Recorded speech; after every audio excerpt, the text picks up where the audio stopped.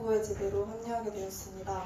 그렇게 한두 달을 청년부 예배를 드리다가 당시 유초등부 팀장이셨던 엄마와 수진 언니로부터 유초등부 교사 자리가 비었는데 너가 들어가는 게 어떻겠냐라고 건의하셔서 별 고민 없이 하겠다고 했습니다.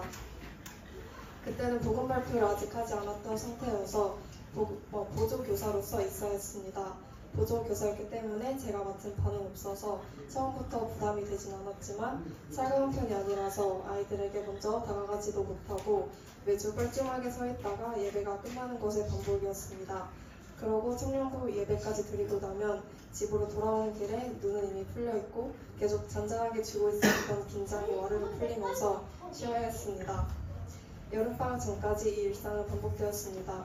중간에 몇 번씩 내가 이거를 뭐하러 하고 있지? 내가 여기 있어야 되는 이유는 뭐지? 하면서 크게 현타가 오기도 했습니다. 여름방학 때 앞그림 발표를 마치고 유초등부 전교사가 됨과 동시에 유초등부 찬양사역도 함께하게 되었습니다. 찬양 인도를 수지 언니가 하고 그 옆에서 언니와 함께 아이들 앞에서 율동을 추는 것이었습니다. 여전히 아이들과 내외를 하는 상태였기 때문에 그런 아이들 앞에서 춤을 추는 건 쉽지 않았고 매주 도망치고 싶었습니다. 그렇지만 옆에 서 있는 것만으로도 힘이 된다는 수진 언니의 말을 힘입어 자기 부인으로 매주 아이들 앞에 섰습니다. 그렇게 저는 유치부 반을 맡게 되면서 점점 아이들이 제게 마음의 문을 여는 게 느껴져서 감사했고 행복했습니다. 하지만 이렇게 유초등부 사역을 하면서 혼란스럽기도 했습니다. 아직 저는 원죄를 깨닫지도 못했는데 원죄를 가르치는 것이 맞는 건지, 또한 당시 저는 세상 반으로 반으로 발을 걸쳐놓았기 때문에 둘 중에 어느 것을 선택할지 답을 내리지 못한 채로 사역을 이어나가는 것이 마음에 찔림이 있었습니다. 청년부 숙모임 때도 가장 많이 얘기했던 주제가 저의 확실한 정체성을 알지 못해 생기는 혼란스러움이었습니다. 세상 사람들과 어울려 지내다가 교회에 오면 하나님의 자녀로서 사랑하지 않는다는 죄책감에 예배 끝나고 기도 드리는 시간만 되면 기도하는 내 모습이 하나님이 보시기에 가식처럼 느껴지지 않으실까? 이런 내 모습을 별로 안 좋아하시겠지라며 마음이 또 착잡했습니다. 여름에 복음 발표를 끝내고 전교인 실현회에 가기 전까지 이 상태는 지속되었습니다. 유초등부 성령 집회에서 아이들을 위해 기도하다가 방언으로 뜨겁게 기도하는 아이들을 보며 나도 방언으로 기도하고 싶다는 갈망이 처음으로 생겼습니다. 몇 주 후 있었던 전교인 실현회 첫날 저녁에 제가 갈망했던 대로 방언을 받았고 둘째 날 저녁 목사님의 안수 기도를 받던 중 목사님께서는 제게 통변을 해주셨고 하나님은 저에게 확실한 정체성을 안수 기도를 통해 알려주셨습니다. 실현회 갔다 온 이후 저는 점점 하나님과 가까워지는 게 느껴졌고 이전까지 느꼈던 혼란스러움은 사라지고 제 심적 상태는 평안해졌습니다. 이렇게 제 마음속에 요동이 잔잔해지면서 평온함을 느끼다가 한 달 뒤인 11월 말 저에게 개인적인 일이 생기면서 또 한 번 어려움을 맞닥뜨려야 했습니다. 이번에 3년 사귄 남자친구와 이별하게 되었습니다. 재수 성수를 기다렸지만 다시 원래 학교 학년으로 돌아가게 되면서 다른 친구들보다 뒤처졌다는 압박감 때문에 학교에서 학회, 동아리, 봉사, 알바 등을 하며 숨막힐 정도로 스스로를 혹사시키는 걸 보며 안쓰러웠습니다. 스스로 감당하기도 벅찬 스케줄을 소화해내면서 그동안 잘 챙겨주지 못했다는 심리적 부담감이 한두 달 버티다가 스트레스가 극한에 이르렀고 결국 이별을 얘기한 것이었습니다.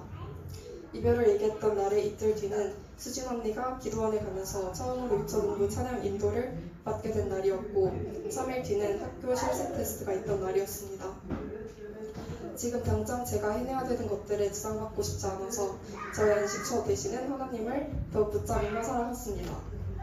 3일간 제 마음속은 영적 전쟁터였습니다. 어떻게든 저를 무너뜨리려는 사단의 공격에 넘어지고 싶지 않았고 하나님의 말씀을 위로받으며 일어섰습니다. 그 이후 저는 기적적으로 마음을 지킬 수 있었습니다. 혼자서 하는 유초등부 찬양 인도를 위해 금요철야에 기도드리러 갔는데 때마침 설교 내용도 부담스러운 일이라도 순종하는 사람이 되어야 하는 내용의 주제였습니다. 하나님께서 나에게 하시는 말씀임을 믿고 제가 이걸 할 수 있을까요?가 아닌 제 안에 계신 성령님께서 직접 아이들에게 얘기해 주세요 라는 믿음의 고백을 하게 되었습니다. 하나님의 은혜로 저는 긴장하지 않고 담대히 찬양 인도를 해낼 수 있었습니다. 엄마에게 이 모든 일을 얘기하면서 마지막으로 만나는 날에 그 친구의 영혼 구원을 위해 복음을 전해보라는 엄마의 말씀이 확 와닿았고 그게 좋겠다는 마음속에 확신이 생겼습니다. 하지만 입 밖으로 내가 아는 복음을 누군가에게 말하는 것은 큰 용기가 필요했고 한동안 금요철야에 가서 제게 강한 믿음을 달라고 간절히 기도했습니다. 저번 주 월요일에 저는 제 안에서 직접 얘기해 주실 성령님을 믿고 담대히 복음을 전했습니다. 지금 당장은 눈앞에 보이는 현실이 흙에 보이는 친구지만 분명 제가 전한 복음이 그 친구가 나중에 하나님을 만나는데 도움이 될 거라 굳게 믿고 있습니다. 세상에서 정의하는 어렵고 힘든 현실 속에서도 하나님과 함께라면 숨쉴 구멍이 있고 어떤 것도 두려울 것이 없다는 걸 직접 깨달을 수 있는 시간이었습니다. 이렇게 복음을 전하게 된 상황이 만들어진 것도 하나님께서 저를 훈련시키는 과정이라고 생각합니다. 고난을 겪으면서 말씀이 내게 있었다면 지금보다 훨씬 덜 흔들렸었겠구나 싶어서 요즘 엄마와 같이 신약을 읽고 있습니다. 올해 저에게 일어났던 상황 속에서 겪은 갈등이 하나님께서 저를 믿음의 사람으로 성장시키기 위한 단계였다는 것을 느낄 수 있었고 올해 초와 비교했을 때 저는 믿음이 더 단단해졌습니다. 앞으로 겪게 될 다양한 상황 속에서 하나님의 일하심을 보는 것이 기대되고 놀랍도록 성장할 제 자신도 기대됩니다. 많은 것이 있었던 2024년 저에게는 풍족한 한 해였습니다. 다가오는 2025년에도 저희 청년부 성도들이 말씀 안에서 승리하도록 기도하겠습니다. 따뜻한 연말 보내세요. 들어주셔서 감사합니다.